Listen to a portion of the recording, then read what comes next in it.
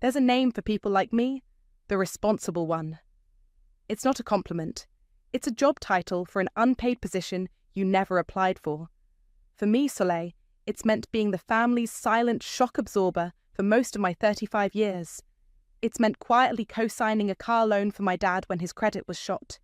It's meant mediating every holiday fight between my mother and her sister. And for the last 3 years, it's meant paying the mortgage on my parents' house. They don't know, of course. 3 years ago, my dad, Warren, who just turned 60, made a disastrously bad investment.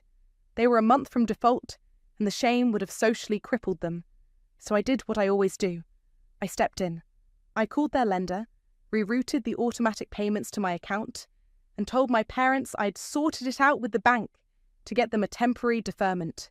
They were so relieved they never asked any follow-up questions. The silence that followed was the most expensive thing I've ever owned. Meanwhile, my sister Callie, who is a perfect, gleaming 30, parades her life across Instagram like a one-woman victory tour. Here's Callie with a new Balenciaga bag, a surprise from Mum and Dad. Here's Callie on a spa weekend in the wine country, a much-needed break from the stress of planning her $250,000 wedding. Her life is a highlight reel funded by the bank of my parents' affection, an account I've never been able to make a deposit into. My life is different. My husband Remy and I live in a modest condo a half-hour away from my family. He's a high school history teacher, and I work in commercial real estate. We're comfortable, but we're not extravagant. Every spare dollar, every bit of emotional energy has been funneled into one, all-consuming goal: having a baby. After years of dead ends and heartbreak, we have one last chance. One single, solitary, genetically tested embryo currently frozen in a lab across town. Our little popsicle of hope. The transfer, the medication, the monitoring, the whole procedure comes with a price tag of $30,000. It's money we just don't have. We've drained our savings, maxed out what we can borrow against my 401k, and we're still short. The deadline from the clinic is in 6 weeks. We have to ask them, I told Remy last night, staring at the ceiling of our bedroom. He sighed, the sound heavy with the weight of my family's dysfunction. Sol, you know what they're going to say. I'm not asking for a gift, I insisted, my voice tight. I'm asking for a loan, the same kind of help they've given Callie a dozen times. I'm paying for their damn house. The equity is there. It's not an unreasonable request. It's not about reason with them, he said gently. He's 34 and has the patience of a saint, but I can see the cracks forming. He's tired of watching me throw myself against this familial brick wall, but I had to try. For that one little embryo. For us. So tonight, I'm sitting in my parents' kitchen, the same kitchen I played in as a child, the same one I'm secretly keeping from foreclosure. The air is thick with the scent of lilies, Callie's favourite, and wedding talk. My mother, Cynthia, is showing me fabric swatches for the reception tablecloths. Do you think the champagne or the eggshell brings out the gold inlay on the invitations better, honey? She asks, holding them under the light. She's 58, but fights it with the ferocity of a general, her face a smooth, unlined mask. They're both nice, Mum. Callie prefers the champagne. She says eggshell is for peasants, she says with a little laugh, as if Callie has just said the most charming thing in the world. My dad is at the table, nodding along, a silent partner in my mother's lifelong worship of her younger daughter. I take a deep breath, my heart pounding against my ribs. It's now or never. Actually, I needed to talk to you both about something, I begin, my voice steadier than I feel. It's about the IVF. My mother's smile tightens. Infertility is a messy, unpleasant topic. It doesn't fit with the perfect family image. Oh, Soleil, are you still dwelling on that? It's our last chance, Mum. We have one viable embryo left. The procedure costs $30,000 and we're short. I was hoping you could help us. With a loan. We'd pay it all back. With interest. The words hang in the air, heavy and vulnerable. My dad shifts in his chair, looking down at his hands. My mother just stares at me, her head tilted. The curated warmth in her eyes vanishes, replaced by something cold and sharp. Then she laughs. It's not a giggle. It's a short, sharp, incredulous bark of a laugh, a sound that dismisses every bit of my pain, every ounce of my desperation in one brutal second. $30,000? She scoffs, shaking her head as if I'd just asked for a unicorn. Oh, honey. You've always been the dramatic one. That sound, that short, sharp, dismissive laugh, echoed in the sudden silence of the kitchen. It replayed in my head, a perfect loop of my own insignificance. For a moment, I couldn't breathe. It felt like the air had been punched out of my lungs. My mother's face was still twisted in that smirk of mild amusement, as if I were a child who had just asked for a pony for Christmas. My father stared intently at the wood grain of the table, a master of strategic invisibility. Dramatic? I finally whispered, the word tasting like ash in my mouth. My husband and I have spent every dollar we have trying to build a family. We have one last chance. And you think that's dramatic? Cynthia waved a dismissive hand, already reaching for the fabric swatches again. Oh, don't be so sensitive, Soleil. It's just not a good time. With Callie's wedding, all our resources are tied up. You understand. I didn't. I didn't understand at all. I looked at the two of them, my parents, sitting in their beautiful home with its granite countertops and stainless steel appliances, a home I was paying for, and felt a cold, hard clarity settle over me. It was the kind of clarity that comes after a high fever breaks. The world looked different, sharper. I stood up. My chair scraped against the tile floor, a harsh, ugly sound in the quiet room.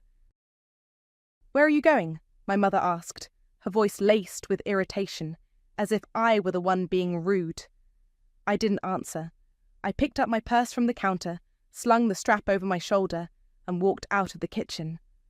I walked through the living room, past the framed photos of Callie's dance recitals and graduation, past the empty space on the mantel where my own achievements were never displayed. I opened the front door and walked out into the cool night air without looking back. The drive home was a blur. The laugh just kept playing. Ha! A single syllable that erased 35 years of being the good daughter, the responsible one. The pain was a physical thing, a hot stone in my chest. But as I drove, something else began to bubble up underneath it. Anger. A deep tectonic rage I hadn't realized I was capable of feeling. When I got home, Remy was in the living room grading papers. He looked up, and the concern on his face made my throat tighten. "How did it go?" he asked, though he already knew the answer. I dropped my keys on the entry table and just shook my head, the tears I'd been holding back finally starting to fall. He was across the room in a second, wrapping his arms around me. I buried my face in his shoulder and told him everything. The swatches, the condescending tone, the laugh. He held me, stroking my hair, letting me cry it out. When I finally quieted, he tilted my chin up. "I'm so sorry, Saul. I'm so sorry they did that to you." She called me dramatic, I choked out. "I know." He sighed, his own frustration evident.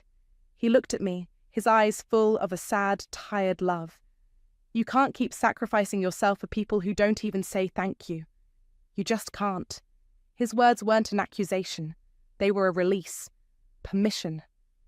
Later that night, long after Remy was asleep, I sat in the dark of our home office, the glow of the monitor painting my face. I logged into my bank account. I navigated to the bill pay section, my fingers moving with a strange, detached precision. There it was, the recurring monthly payment to my parents' mortgage lender, $2,147. For 3 years, that number had been my secret burden, my silent contribution. I stared at it for a long time. Then I clicked, Manage Payment. A new screen popped up. My heart was hammering against my ribs, a frantic drumbeat in the quiet house. I moved the cursor over the button that read, Cancel this series. I took a deep, shuddering breath and clicked it. A confirmation box appeared. Are you sure you want to cancel all future payments? Yes, I was sure. The next morning, I sent a text to my friend Elias, a real estate attorney I've worked with for years. Hey, got a minute for a weird hypothetical question? He called me almost immediately. Nothing you ask is ever as weird as you think it is, he said, his voice cheerful. What's up? I gave him the heavily redacted version. Hypothetically, I said, if someone was about to default on their mortgage, what's the general timeline for foreclosure in this state? He gave me the rundown. The notice of default, the reinstatement period, the notice of sale. It was a cold, clinical process, a machine with gears that were already beginning to turn. Why the sudden interest in foreclosure law? He asked. Everything okay? Just doing some research, I lied smoothly. Thanks, Elias. I owe you one. I felt a prickle of guilt for deceiving him, but it was drowned out by a wave of something else, something that felt dangerously like power. That evening, as I was making dinner, my phone buzzed on the counter. It was a text from my mother. My stomach clenched. Hi, honey. Hope you're not still in a mood. Callie and I are doing a final walkthrough with the florist tomorrow and could use your eye for the entryway arrangement. You're so good with these low-stress tasks. Let me know what time works. I stared at my mother's text, the cheerful, oblivious words a stark contrast to the cold fury simmering in my gut. Low-stress tasks. That's all I was to them. A reliable appliance. I typed back a simple, non-committal reply. Sorry, swamped at work this week. I didn't offer an alternative. I didn't apologize further. I just let the silence hang there. About 5 weeks later, it happened. The first official notice arrived at their house. My mother called me, her voice a frantic buzz of indignation. Soleil, you will not believe the incompetence of these banks, she began, without so much as a hello. They sent us a letter, a certified letter, can you imagine, saying we're in default on the mortgage. It must be some kind of clerical error. Your father is on the phone with them now, but you know how he gets flustered. I leaned back in my office chair, gazing out the window at the city skyline. I made my voice a perfect blend of surprise and concern. A default notice? Wow, Mum, that's serious. What did the bank say when you called them before? There was a brief pause. Well, we haven't called them. We just assumed you'd handled that deferment thing permanently. The deferment was temporary, I said, keeping my tone even. I told you that 3 years ago. It was just to get you through that rough patch. It was a lie, of course, but a lie they had willingly believed. It was the foundation of the story I had built for them. This is just ridiculous, she huffed. I'm sure Warren will sort it out. He didn't. The weeks crawled by, and the official notices kept coming. I knew the timeline by heart, thanks to Elias. After the notice of default, they had a 90-day window to cure the default, to pay what was owed. I knew my parents didn't have the money. Callie's wedding vendors were cashing checks for floral arrangements and custom ice sculptures, draining every last cent of their liquidity. No one suspected a thing. To them, I was just busy Soleil, the ever-reliable daughter who was being a little distant lately. I played my part beautifully. I'd call to check in, listen to my mother's latest complaints about the bank's harassment, and offer vague, unhelpful advice. You should probably call them back, Mum. Have you looked at the paperwork they sent? Meanwhile, a new dark habit was forming. I became a digital ghost, haunting my own family home. I had Zillow alerts set up. I bookmarked the county tax assessor's website. I learned how to navigate public records, pulling up the deed and the mortgage documents. I watched, with a cold and thrilling detachment, as the status of their property shifted from active to pre-foreclosure. It was like watching a slow-motion car crash, but instead of horror, I felt a grim, satisfying sense of control. This secret was mine. It was a source of power in a life where I'd had none. Callie, of course, remained blissfully unaware, her world still spinning on its perfect, gilded axis. Her maid of honour, Roslyn, a woman who seemed to exist solely to document Callie's fabulousness, posted a daily countdown to the wedding on Instagram. 78 days until the wedding of the century. The post was accompanied by a photo of Callie trying on a diamond necklace that probably cost more than my car. I scrolled past it, a bitter smile on my face. The obsession began to worry Remy. He'd find me late at night, the glow of my laptop illuminating the determined set of my jaw. "What are you looking at?" he asked one night, standing in the doorway of the office. "Just work stuff," I lied. He walked over and looked at the screen, where the county records for my parents' address were displayed. He sighed, a heavy, weary sound. "Sol, this isn't healthy. You cancelled the payment. That was the consequence. You need to let it go now, for your own sake." "I can't," I said, my voice low. "Not yet. They need to understand." "Understand what?" "That actions have consequences?" He countered, his voice gentle but firm. "They're in their 60s, Soleil. They're not going to change.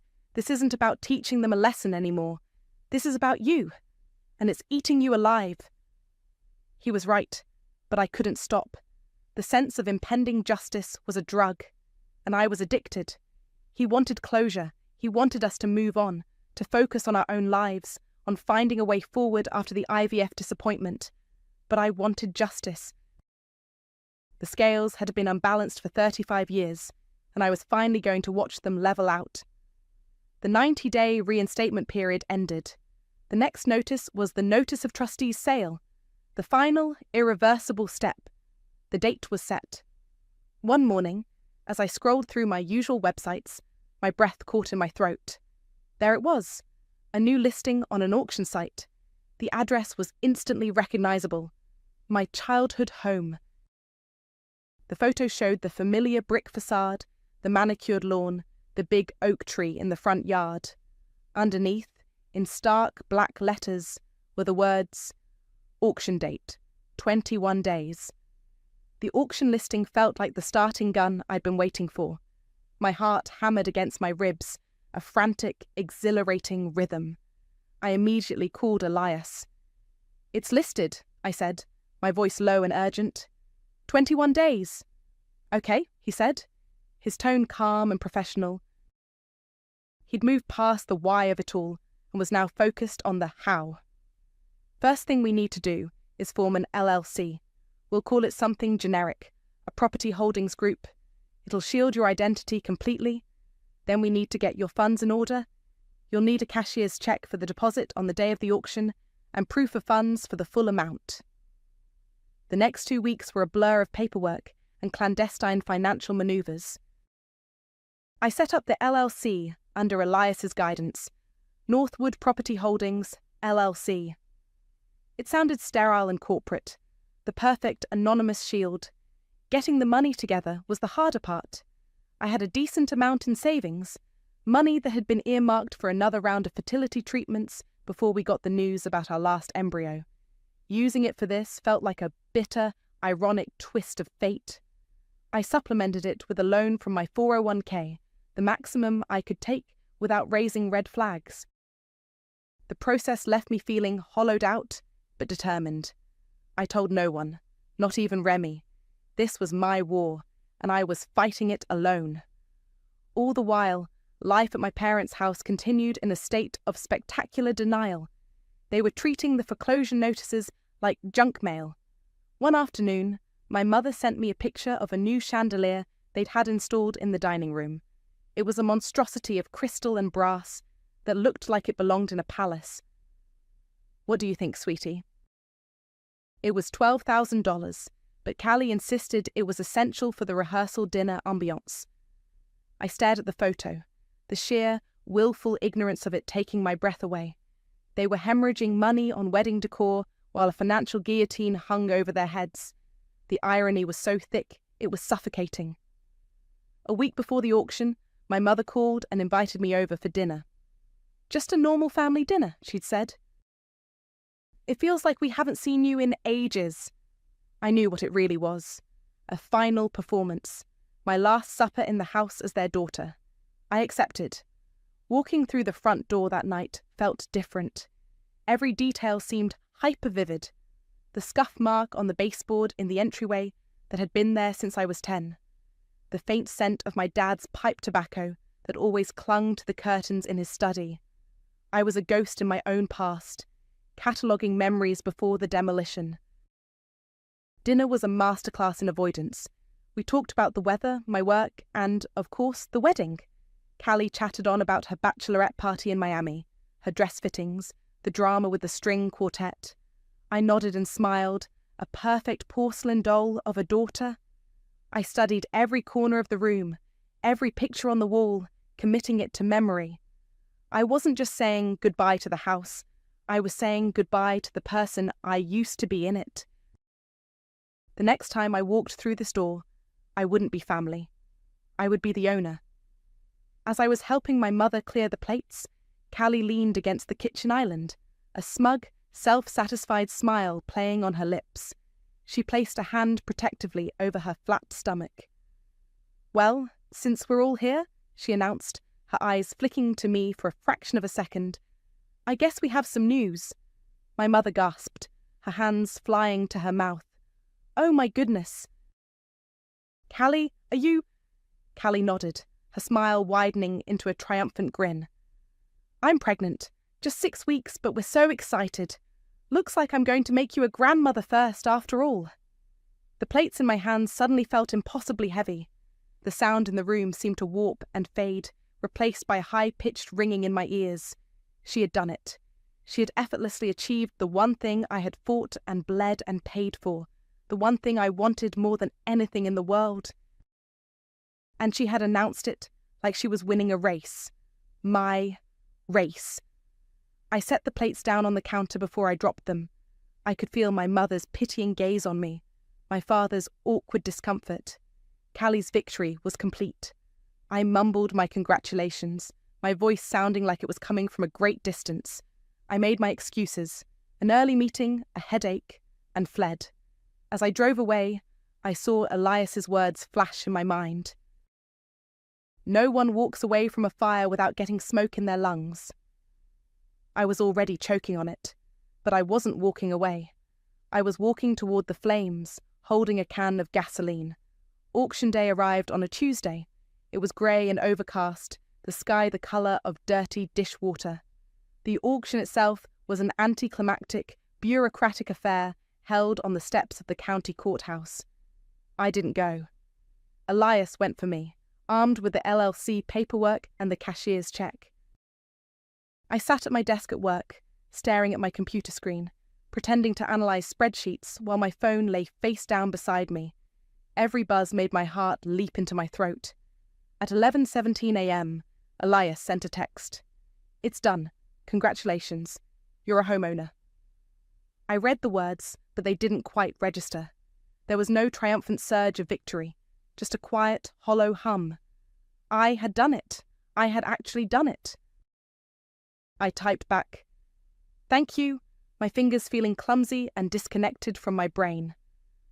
For the rest of the week, an eerie silence fell. My family, completely oblivious, went about their lives. Callie posted a photo of her ultrasound, a tiny grey speck against a black background. "Our little miracle," she captioned it.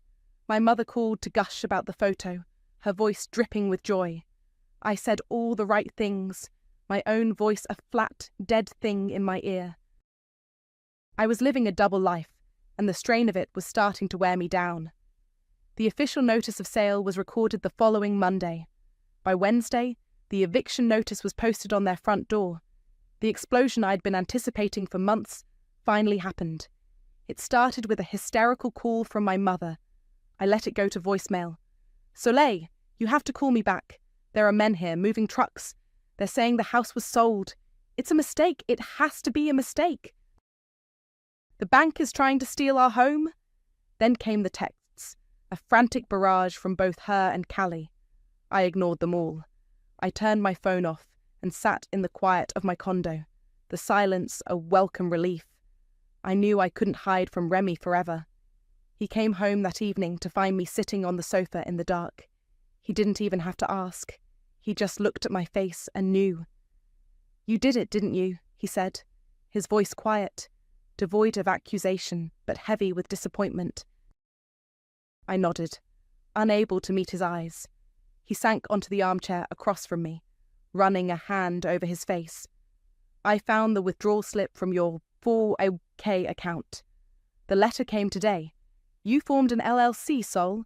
You bought your parents' house out from under them. The silence stretched between us, thick and suffocating. I had to, I whispered, the words sounding weak even to my own ears. No, you didn't, he said, his voice rising with a frustration he could no longer contain. You didn't have to do this. You could have let the bank take it. You could have walked away, but you had to be the one holding the knife. You lied to me. You drained our accounts, money we were saving for our future, for another chance at a family if this last one doesn't work. All for what? To punish them? It's not punishment, it's justice, I said, trying to convince myself as much as him. This isn't justice anymore, he shot back, standing up and pacing the small living room. This is vengeance, and it's killing you, Soleil. Can't you see that? It's twisting you into someone I don't even recognize, someone bitter and secretive and cruel. His words were a punch to the gut, because I knew he was right. The secret had been a poison, seeping into every part of my life, tainting everything. The satisfaction I thought I would feel was nowhere to be found, replaced by a gnawing emptiness. They laughed at me, Remy, I said, my voice breaking. They laughed when I begged them for help to have a child. I know, he said, his anger softening into a deep, profound sadness. And that was unforgivable. But what you did, this is something else. This is a fire you can't put out. He walked over to the window, staring out at the city lights. I don't know if I can do this anymore. I can't live in the middle of all this hate. I need some space. I'm going to go stay with my brother for a few days. My world tilted on its axis. Remy, no. Please. I just need to think, he said, his back still to me. We both do. He left an hour later, packing a small bag in near silence. The click of the front door shutting behind him was the loudest sound I had ever heard. I was alone, truly alone, in the wreckage I had created. I curled up on the sofa, pulling a blanket around me, and finally turned my phone back on. It lit up instantly, a cascade of missed calls and frantic messages. One text from Callie, sent just a few minutes ago, stood out. You won't believe who bought the house. I stared at Callie's text, a cold dread mixing with a grim sense of inevitability. They knew, or at least they were about to. The anonymous LLC was a legal shield, but it wouldn't take a genius to connect the dots. I was the only person with the motive and, as far as they knew, the means. My phone buzzed again. It was Callie. I let it ring once, twice. Then I answered, my voice a flat, steady calm I didn't feel. Hello, Callie. Soleil. Thank God. Her voice was a high-pitched shriek of panic. Some corporate monster bought the house. Northwood Property Holdings. Have you ever heard of them? They sent an agent over with a formal notice to vacate. We have 30 days. 30 days, Soleil. Can you believe it? My wedding is in 2 months. My baby shower is supposed to be here. What are we going to do? The practiced calm held. Pack, I said.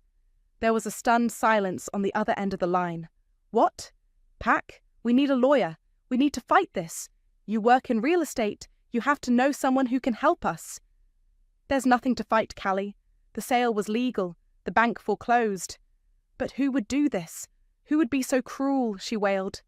The moment had arrived, the point of no return. Pack first, I said, my voice dropping to a low, even tone. Then we'll talk. I hung up before she could respond.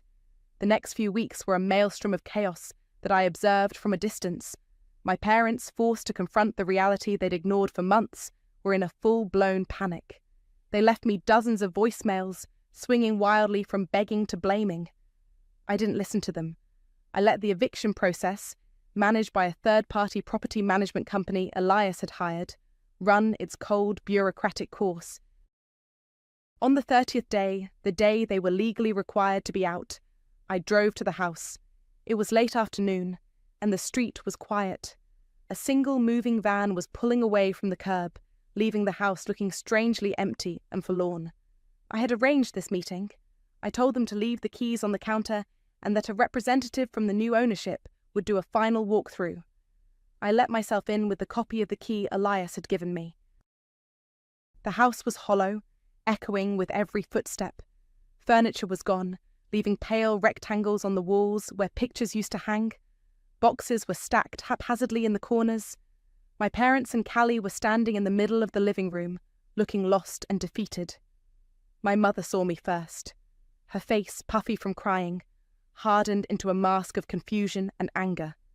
"Soleil, what are you doing here?" "The agent from that horrible company is supposed to be meeting us."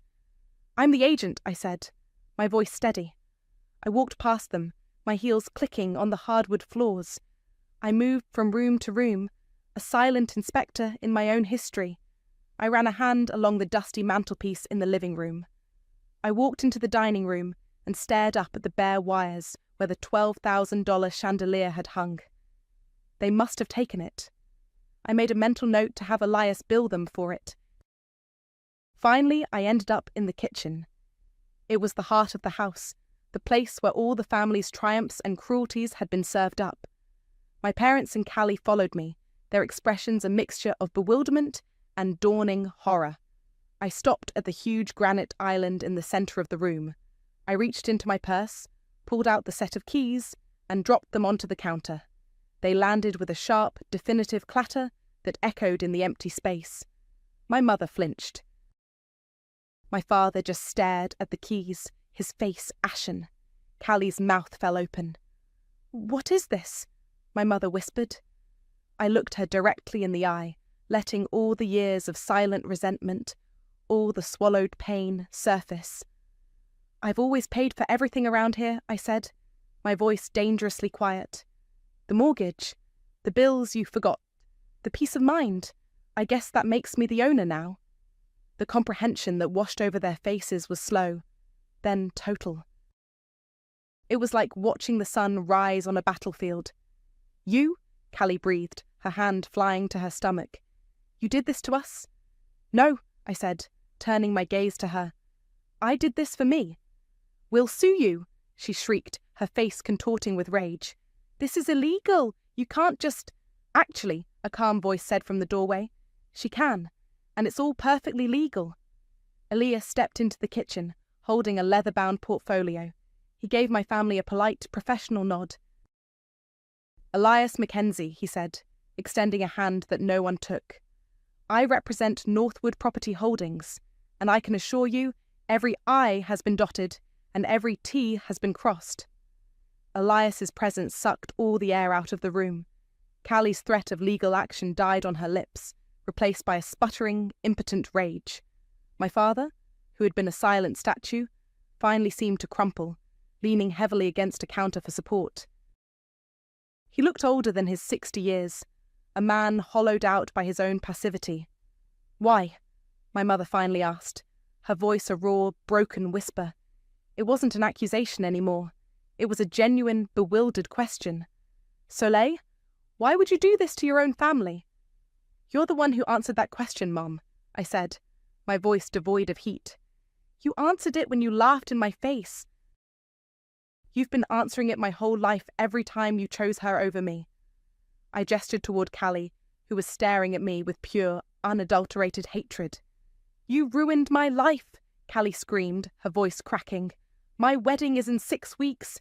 The invitations have gone out. The vendors are all booked. Where are we supposed to have the rehearsal dinner? Where am I supposed to get ready? You did this just to ruin my wedding." The sheer, breathtaking selfishness of her words was almost impressive. Even now, with her family's life in ruins, her primary concern was the logistics of her perfect day. "Your wedding was a party," I said calmly. "A $250,000 party you couldn't afford, held in a house you weren't paying for. It was never real." The fallout was swift and catastrophic. Within days, the carefully constructed facade of the Wright family crumbled. Callie, unable to secure a new venue on such short notice without a massive infusion of cash they no longer had, was forced to cancel the wedding. The whispers started immediately. Roslyn, her ever-loyal maid of honour, tried to spin a story about a sudden family emergency, but the truth, in all its delicious, scandalous detail, began to leak out. Vendors, unpaid, started calling. Guests, confused, started gossiping. Callie's perfect Instagram feed went dark. My mother tried to salvage their social standing, but the damage was done. They were a cautionary tale, the family who flew too close to the sun on wings of credit and denial.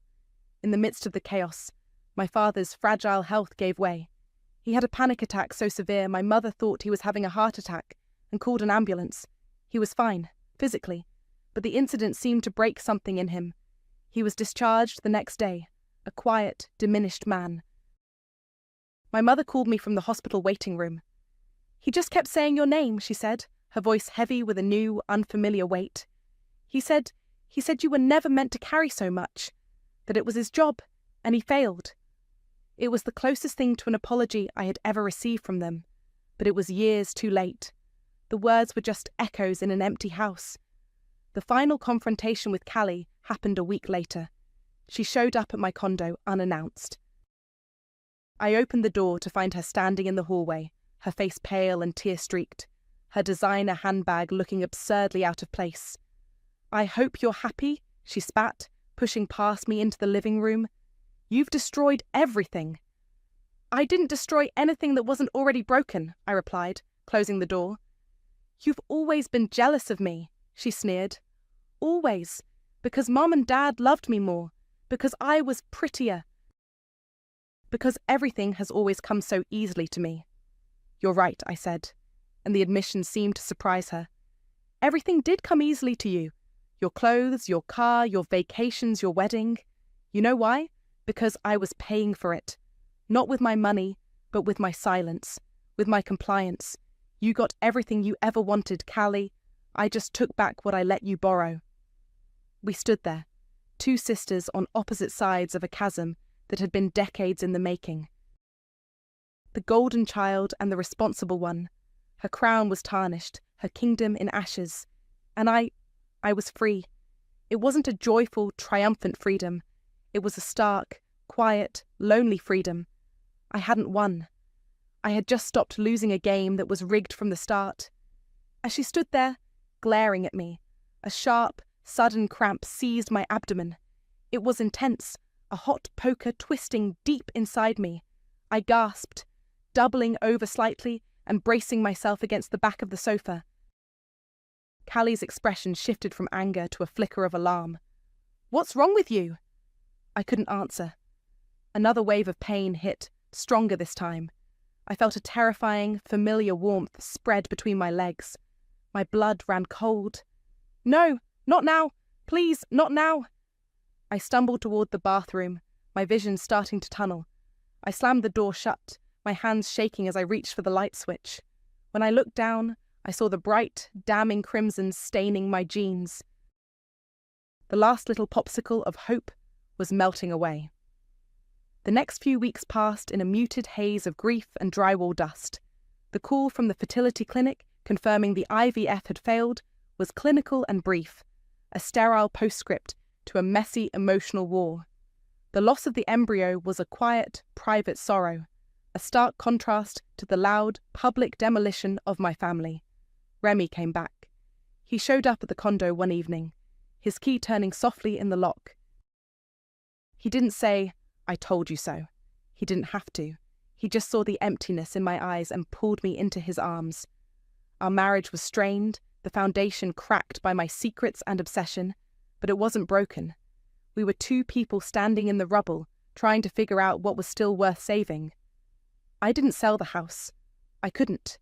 It felt wrong to profit from the wreckage. Instead, I hired contractors. They tore out the dated granite countertops and ripped up the plush beige carpets. They painted over the champagne-coloured walls in clean, bright shades of white. I was erasing the ghosts, preparing the space for a new life. Elias helped me connect with a local non-profit that helps families transitioning out of homelessness. We drew up a lease agreement that was far below market rate. It wasn't charity, it was a balancing of the scales. a gesture of karma paid forward. My parents ended up renting a small 2-bedroom duplex on the other side of town. Their vibrant social circle, once the centre of their universe, had evaporated, the whispers of their downfall more potent than years of loyalty. I heard from a mutual acquaintance that my mother had taken a job as a receptionist at a dental office. My father, quiet and withdrawn, spent his days gardening in their tiny shared backyard. Callie moved in with Roslyn, her pregnancy the only thing tethering her to a future she hadn't planned. Her dream of being a wealthy suburban wife had vanished, replaced by the stark reality of impending single motherhood with no financial safety net. The golden crown was gone for good. I started seeing a therapist, a woman with kind eyes and a no-nonsense attitude. In our first session, she asked me if I regretted what I did. I thought about it for a long time, the silence stretching in her quiet office. "I don't regret taking the house," I said finally. "I regret the cost. I regret what it did to Remy. I regret losing the baby." The words came out choked, the first time I had said them aloud to anyone but my husband. "The two things aren't connected, Soleil," she said gently. "The stress didn't cause the transfer to fail. These things happen. You can't carry that guilt." But I knew, on some level, they were connected. Not medically, perhaps, but thematically. I had been so focused on taking a life from them, their comfortable, privileged life, that I had lost the chance to create a new one. The irony was brutal. One Saturday, Remy and I were at the house, doing a final cleaning before the new family moved in. The afternoon sun streamed through the newly washed windows, illuminating dust motes dancing in the air. The house felt lighter, cleansed. "It looks good," Remy said, coming up behind me and wrapping his arms around my waist. "You did a good thing here." I leaned back against him, breathing in the smell of fresh paint and lemon cleaner. "I don't feel like a good person." "You're not a bad person either," he said, kissing the top of my head. "You're just a person who was pushed too far. Now, we just have to figure out how to move forward." We were still figuring it out. Some days were good, filled with the easy comfort of our shared history. Other days, the ghost of my obsession lingered between us, a reminder of the secrets I'd kept. Healing wasn't a straight line. I don't know if I'll ever speak to my family again. Maybe one day, years from now, when the wounds have scarred over, but I doubt it. Some things, once broken, can't be pieced back together. They can only be swept up and thrown away. I bought my freedom with the mortgage they called a burden. I bought revenge with the silence they never noticed. It cost me a child. It almost cost me my marriage. But standing there, in that clean, empty house, I felt something I hadn't felt in 35 years. I felt a sense of peace. For the first time in my life, the math was mine to do. And the books were finally balanced.